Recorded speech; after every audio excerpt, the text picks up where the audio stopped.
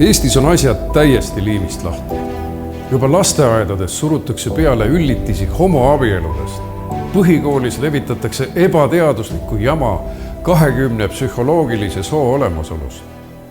Ja samal ajal alandatakse rahvustelevisioonis naisi, emadust ja peresid, hävitades ühiskonna alusväärtusi.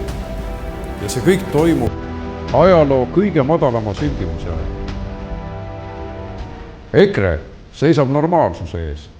Me ei luba, et lastele, kes vajavad headust ja armastust, surutakse haridussüsteemi kaudu peale mürgiseid ideoloogiaid. Kui ka sina tahad seista Eesti laste heaolu ja peresid toetava Eesti ees, siis liitu EKRE-ga.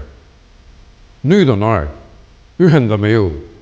Teeme koos Eesti elu paremaks. Kui oled meiega nõus, vajuta video all olevat nuppu, et täita liitumisavaldus.